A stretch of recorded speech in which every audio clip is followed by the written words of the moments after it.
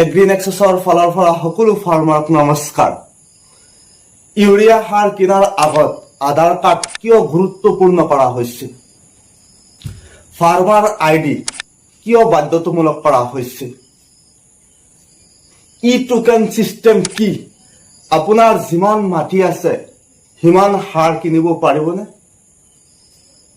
সকলো মাটিৰ ভেৰিফিকেশ্যন কৰিব লাগিব নেকি? যিসকল কৃষকৰ মাটি নাই সেইসকল কৃষকে ইউৰিয়া সাৰ কিনিব পাৰিবনে? আজি গোটেই কথাবোৰ আলোচনা কৰিম এই ভিডিঅ'টোত। চৰকাৰে 5টা নিয়ম মুকলি কৰিছে। ইউৰিয়া কিনিলে এই 5টা নিয়ম আপুনি যদি মেইনটেইন নকৰে বা এই 5টা নিয়মৰ ভিতৰত যিকোনো এটা আপোনাৰ যদি নাই তেনেহলে আপুনি সাৰ কিনিব নোৱাৰিব। ইউৰিয়াৰ বাবে চৰকাৰে 5টা নিয়ম মুকলি কৰিছে। চৰকাৰৰ মতে এই 5টা নিয়ম মুকলি কৰা হৈছে। প্ৰতি বেগ ইউৰিয়াৰ দাম হৈছে 266 টকা 50 পইচা, ধৰি লওক 270 টকা। কিন্তু কৃষকে কিনিব লাগে 350 টকা বা 400 টকা প্ৰতি বেগ ইউৰিয়া।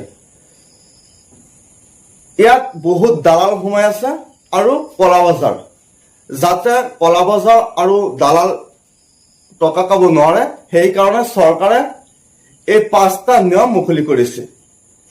এই 5টা নিয়ম যদি আপোনাৰ কিবা কমি থাকে ইউৰিয়া কিনাৰ আগত আপোনাৰ সমস্যা হ'ব পাৰে। এই 5টা নিয়ম কি কি আহক আমি জানিলো। এই 5টা নিয়মৰ ভিতৰত প্ৰথম ক'ব লাগিব আপোনাৰ ফাৰ্মাৰ আইডিটো ৰেজিষ্ট্ৰেশ্যন কৰিব লাগিব CHC নাইবা চৰকাৰী কাৰ্যালয়ত। সাৰ কিনাৰ আগত সদায় আধাৰ কাৰ্ড আৰু ফাৰ্মাৰ আইডি লগত ৰাখিব লাগিব। ফাৰ্মাৰ আইডি আৰু আধাৰ কাৰ্ড যদি লগত লৈ নাযায় আপুনি ইউৰিয়া কিনিব নোৱাৰিব।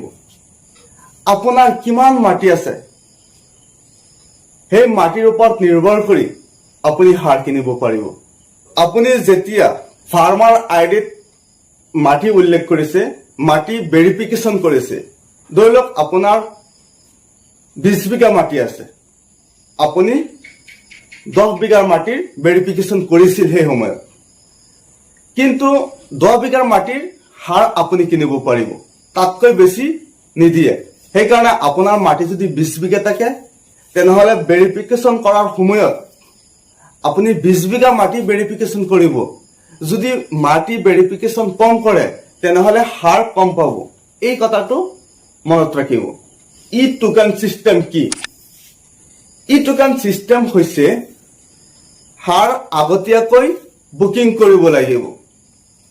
যেনে আমি গেছ চিলিণ্ডাৰ আনোতে আগতীয়াকৈ বুকিং কৰিব লাগে, বুকিং কৰিলেহে আমি গেছ চিলিণ্ডাৰ পাওঁ।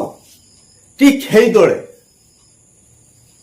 যদি আপোনাৰ ইউৰিয়াৰ প্ৰয়োজন হয়, খেতিত ইউৰিয়া দিব লাগে, যিকোনো খেতি কৰে নাইট্ৰজেন লাগিবই। ধাননি পথাৰী হওক বা যিকোনো শস্যৰ খেতি হওক নাইট্ৰজেন দিব লাগিবই, ইউৰিয়া লাগিবই।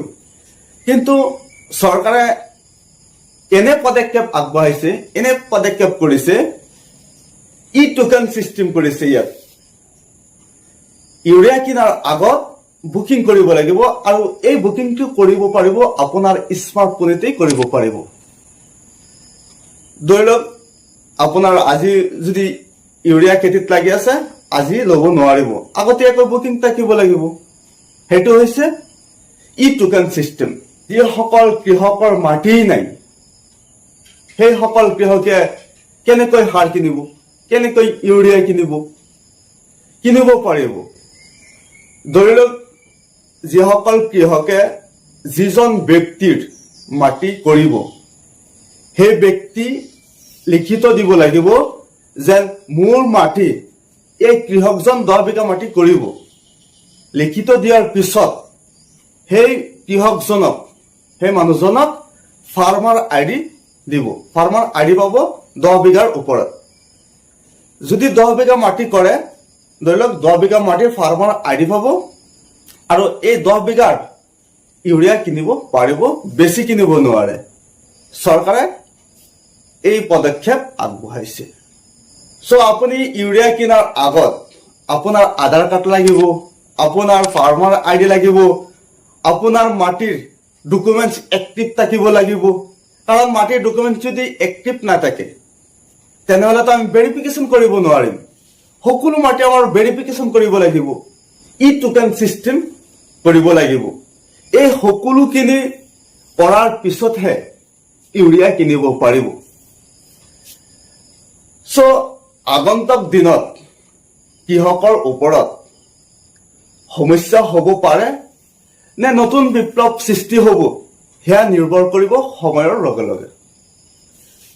চ' আপোনাৰ মতামত কিবা থাকিলে কমেণ্টত জনাব পাৰে, আৰু আপোনাৰ ঠাইত প্ৰতি বেগ ইউৰিয়া কিমান টকা দি কিনি আছে নিশ্চয় কমেণ্টত জনাব পাৰে। ভিডিঅ'টো ভাল লাগিলে এটা লাইক কৰিব আৰু চেনেলটো ছাবস্ক্ৰাইব কৰিবলৈ নাপাহৰিব। নতুন এটা বিষয় লৈ আকৌ লগ পাম। সকলোকে ধন্যবাদ।